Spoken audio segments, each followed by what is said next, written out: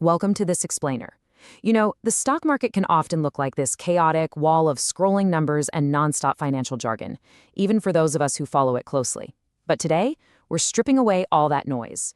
We're going to examine the absolute foundational architecture of the market, look at the underlying mechanics that drive global wealth, and really distill this entire ecosystem into something clear and structured. Let's get right into it. So how does the stock market actually work? It's a question that seems pretty simple on the surface, right? But when you really look under the hood, you start to realize it's a highly engineered engine of wealth transfer. Mapping out exactly how this ecosystem functions isn't just about memorizing some definitions.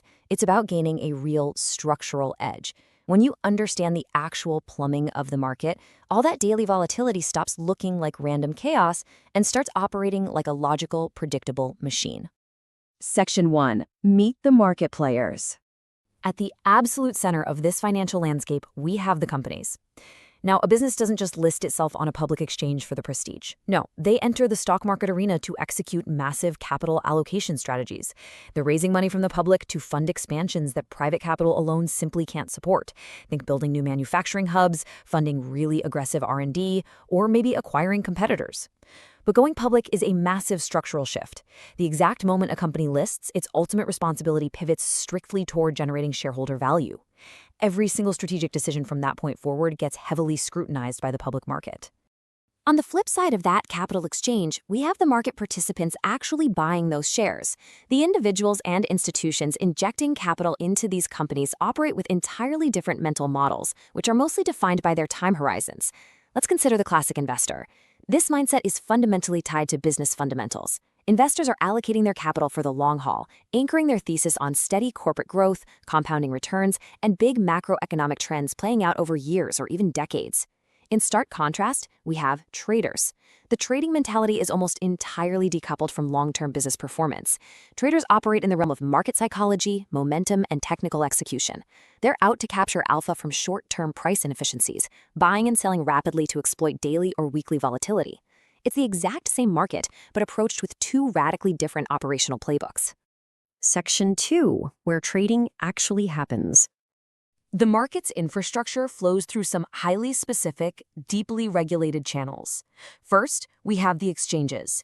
These are the actual centralized platforms where liquidity pools are formed and trades get executed, places like the National Stock Exchange and the Bombay Stock Exchange.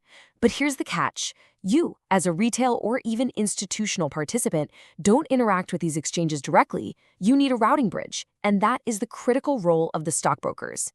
Digital intermediaries, platforms like Zerodha, Grow, or Angel One, act as your gateway. They aggregate your orders and route them directly into the exchange's matching engine at literal lightning speed. It's an incredibly seamless pipeline designed to turn your capital into equity in mere milliseconds. But think about it. With millions of algorithmic and manual transactions and billions of rupees changing hands every single day, the entire system relies on one very fragile concept: trust. Overseeing this immense flow of capital is CBI, the Securities and Exchange Board of India. The role of this regulator goes way beyond just acting as a referee. Market liquidity requires supreme confidence. If participants actually believe the system is rigged, well, liquidity dries up entirely. SEBI's mandate is to enforce radical transparency and maintain a perfectly level playing field, ensuring that structural integrity remains completely intact. They are the foundational bedrock that allows these complex trading environments to even exist in the first place. Section 3. How you make money. All right, there are two fundamental mechanisms for extracting wealth from this ecosystem, and the first is capital appreciation. The core math here is something we all know. You acquire an asset at a specific valuation, let's say $100, and you hold it until the market reprices that asset higher, maybe hitting $150, right, before you sell it. But what capital appreciation truly represents is much deeper than just a simple price change. It's the real-time monetization of economic value creation. When you successfully capture that spread, you're essentially getting paid for correctly predicting that a business would become more efficient, more profitable, or maybe more dominant in its sector. That realization of a clean 50 rupee profit encapsulates a massive psychological shift. It's the critical difference between holding unrealized, theoretical paper gains and locking in tangible, real-world wealth. Navigating that decision, knowing exactly when to exit a position and convert market sentiment back into liquid capital, is absolutely the defining skill that separates theoretical success from actual portfolio growth. It is exactly where strategy meets execution. Now, the second wealth creation mechanism is the dividend. When a mature, profitable enterprise generates surplus free cash flow, it usually faces a strategic choice: reinvest that cash back into the business or return it to the shareholders. Issuing a dividend is a powerful signal of corporate maturity and cash flow stability. It's basically a direct cash distribution to you, the shareholder, completely bypassing the volatility of the open market. For participants heavily focused on yield, dividends provide a highly predictable stream of passive income, effectively paying you a premium simply for providing the company with your capital in the first place. Section 4. Why stock prices move.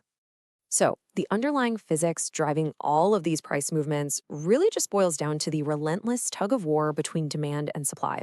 But make no mistake, while the core economic principle is fundamental, the forces manipulating it are deeply, deeply complex. Every single tick you see on a trading terminal is the aggregate result of high-frequency trading algorithms, breaking global macroeconomic news, shifting institutional sentiment, and raw human psychology. All of this is colliding in real time to discover the current fair value of an asset. We see this play out constantly through market catalysts. When an enterprise executes brilliantly, like reporting robust earnings, expanding margins, or launching a disruptive new technology, it triggers immense demand. Capital just rushes in. And because the float is finite and buyers are acting aggressive, the underlying asset is bid up.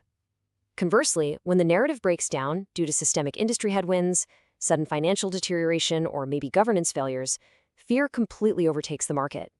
Institutional and retail participants alike will literally rush for the exits, flooding the market with supply. With an abundance of equity available and liquidity completely drying up on the buy side, prices are aggressively forced down. The market is constantly, efficiently pricing in these realities, second by second.